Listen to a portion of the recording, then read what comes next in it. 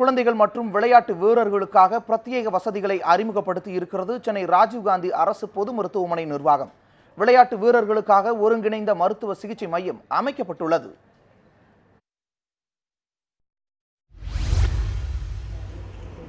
சென்னை திருமுல்லை வாயிலைச் சேர்ந்த சரணிற்கு வயது 8.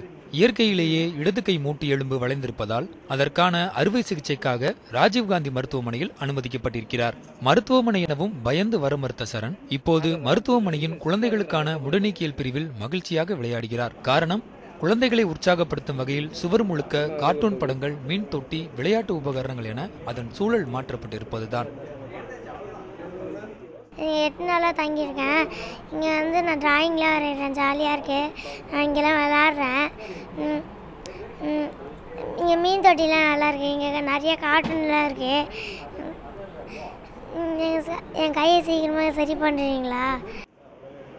குழந்தைகள் மட்டுமல்லாது விளையாட்டு வீரர்களுக்கான ஒருங்கிணைந்த விளையாட்டு மருத்துவ சிகிச்சை மையம் அமைக்கப்பட்டுள்ளது. இது இந்தியாவிலேயே அரசு மருத்துவமனைகளில் ஏற்படுத்தப்பட்டுள்ள முதல் மையம் என்பது குறிப்பிடத்தக்கது. விளையாட்டு வீரர்களுக்கு காயம் ஏற்படும் போது சிகிச்சை அளிப்பது மட்டுமல்லாமல் விளையாட்டு உடலியங்கியல், சத்துணவு மற்றும் இயன்முறை வல்லுநர்கள் அடங்கிய குழு ஒன்று அமைக்கப்பட்டுள்ளது. இதன் மூலம் தங்கள் விளையாட்டு திறனை அவர்கள் மேம்படுத்திக் கொள்ள முடியும். வரும் விளையாட்டு வீரர்களும் மற்றவர்களுக்கும் இதே சிகிச்சையை செய்து வருகிறோம். அவர்களுக்கு தனியார் மருத்துவமனையில் இந்த சிகிச்சை சுமார் 1 to 1.5 லட்சம் செலவாகக்கூடிய சிகிச்சையை இங்கே முற்றிலும் இலவசமாக முதலமைச்சரின் காப்பீடு திட்டத்தின் கீழ் செய்து வருகிறோம். அவர்கள் 2வது நாளை வீட்டிற்கு செல்லலாம். தொடர் சிகிச்சை ஏன்முறை சிகிச்சை செய்து வரும் பட்சத்தில் அவர்கள் சீக்கிரமே தங்களது விளையாட்டுக்கு திரும்பலாம்.